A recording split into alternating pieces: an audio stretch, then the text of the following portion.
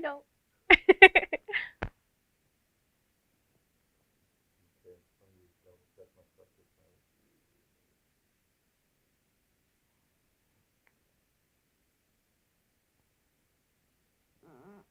Wow, this is, nope, squeaky. You set? Yeah.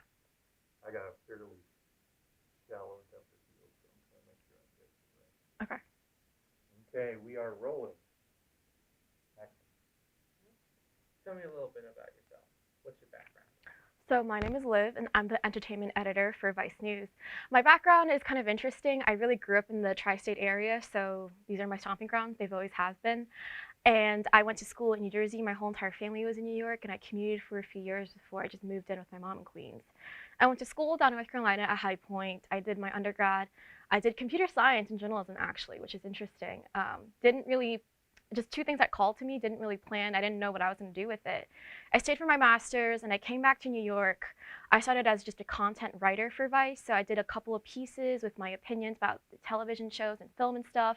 And I started in a couple of our content videos, and then I just really liked it. So I stayed there. I did more work, more work. I was given, producing roles, and the next thing you know, they're like, "You want to be an editor?" I'm like, "Oh yeah, of course." So now we're here.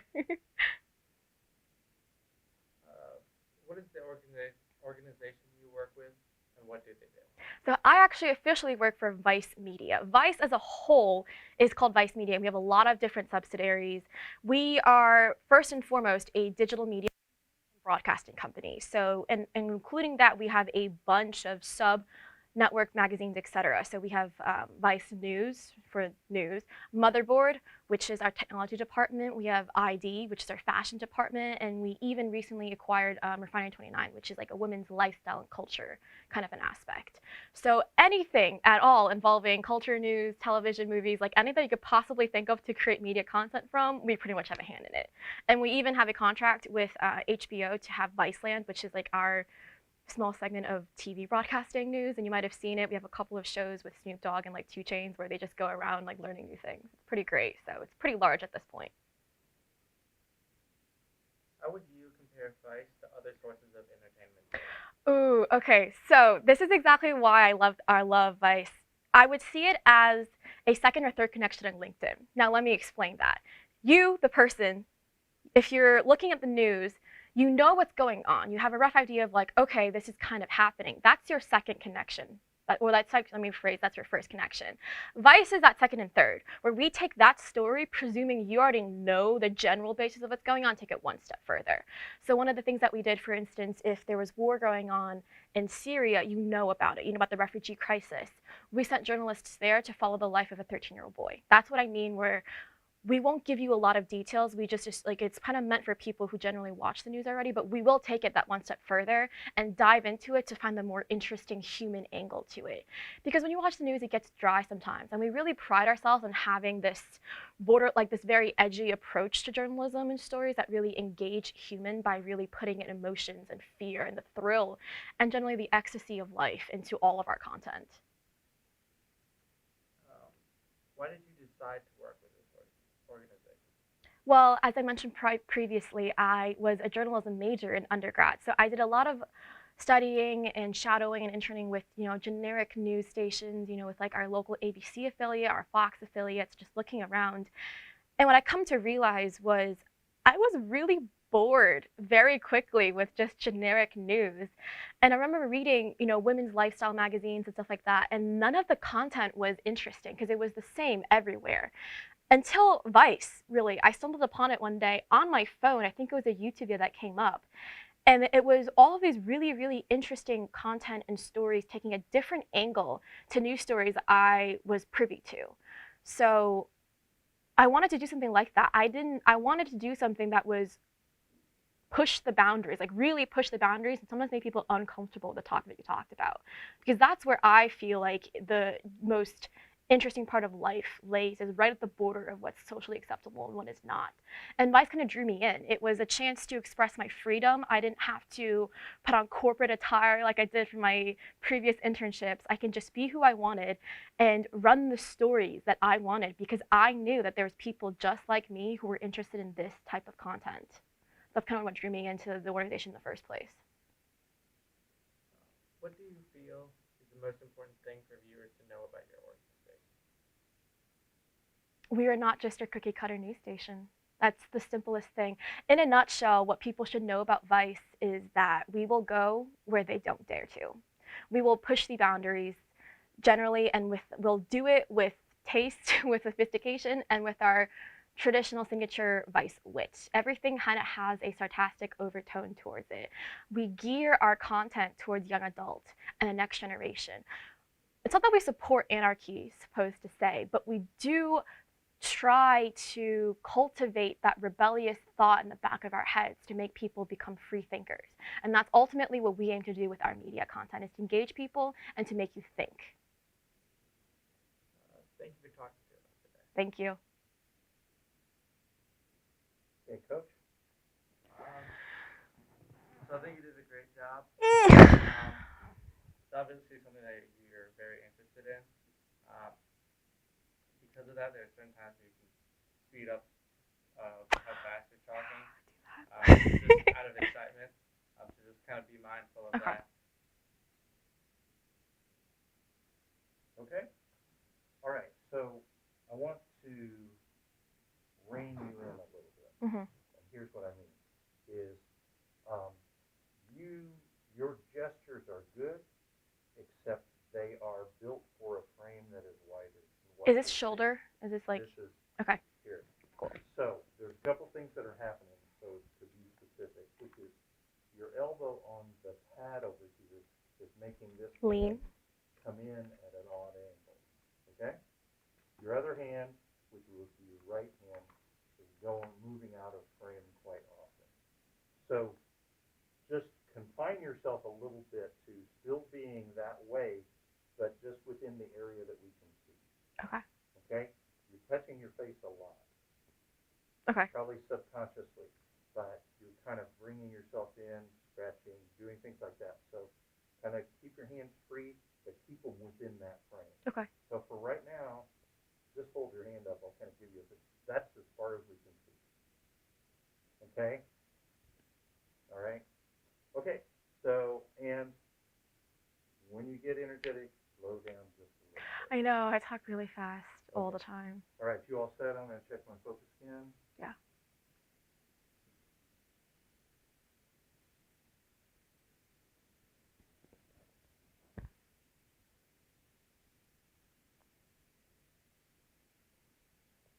All right, we're still rolling. Action. Oh, let me just one thing.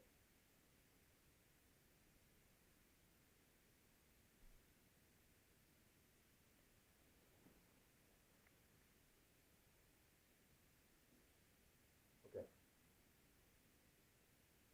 Tell me a little about yourself. What's your background? So my name is Liv, and I am the entertainment editor at Vice News. My background is actually local. I was born in New York, and I grew up around the area. I went to school in New Jersey, back and forth between that and New York. And ultimately, I decided to move in with my mom around high school time in Queens. So the Tri-State area has always been my stomping ground. So it's funny that I came back here to work, because for a while, I left. I went to North Carolina, and I did my undergrad studies there, and I did my master's there too. I did a little bit of freelance writing until I came back to New York, and I took up a position as a content writer for Vice. So I spent a few years just contributing, the offhand articles about culture, television, giving my opinion, stuff like that. I was slowly getting roped into doing videos for our YouTube channel and just joining the other editors, helping them produce, helping them assist with their stories. And throughout the years, it just kind of got more and more involved, and I took up more and more responsibility until, one day they asked me, like, hey, like, we think that you'll be a great fit for the next editor. And I was like, of course. So here I am. So what is the organization you work with, and what do they do? So I work for Vice, more specifically Vice Media. So Vice in a nutshell is we are a digital journalism, media, and broadcasting company, so to speak. We have a lot of different sub-companies and subdivisions and websites. So one of them being Motherboard, which is our tech division, which is all things technology. We have ID, which is a digital media company that is focused on fashion. And we actually recently acquired Refinery 29 a few years ago, which deals in women's lifestyle, culture, that type of thing. And the company used to be a magazine. It really branched out from this punk magazine in Montreal in the 70s. And now it's so huge. We have our own YouTube channel. We have our own Snapchat, Instagram stories that we produce in a daily content. And we also have a contract with HBO to produce Viceland, which is like our weekly, nightly segmented show that's meant for TV broadcast. So there's a little bit of everything in there. Like Vice kind of really encompasses all forms of media branches. How would you compare Vice to other sources of entertainment news? I would say that Vice is kind of like your second or third connections on LinkedIn. So if you're on LinkedIn, your first connection would be the news that you immediately consume. Just the facts, pretty straightforward, what you would read on television and what you would see, just in the beginning of an article. We are that second connection. So presumptuously, you know what the news is, and we will go one step deeper and do a more investigative story.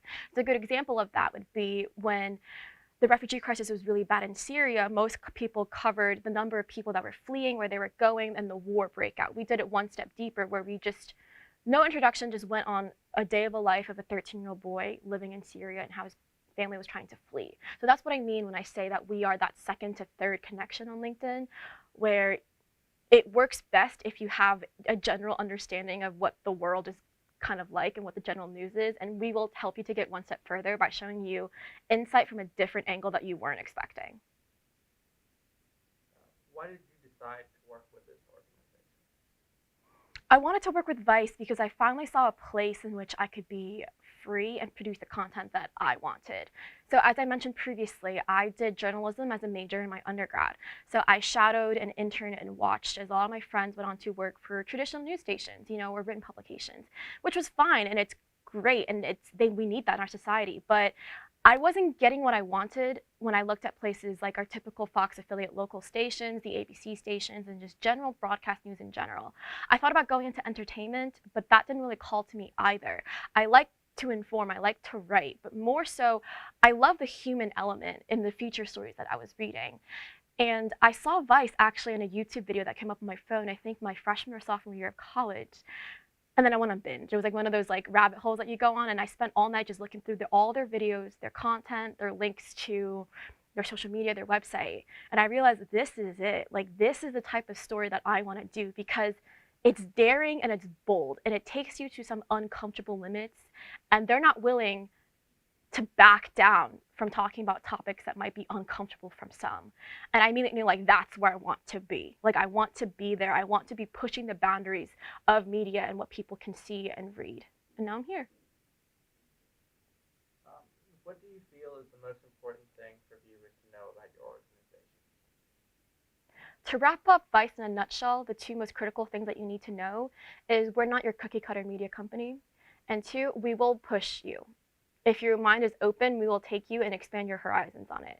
We try to find the balance right where it is socially acceptable to when it is not, because that's where the true ecstasy of life is, and that's where the human emotion and stories can really push you forward. We will always strive to keep things, sophisticated, niche, sharp, but with our signature Vice wit. We started off as a punk magazine, so we're definitely not afraid. We've been always labeled as part of the alternative community, and we're not afraid to go there pretty much.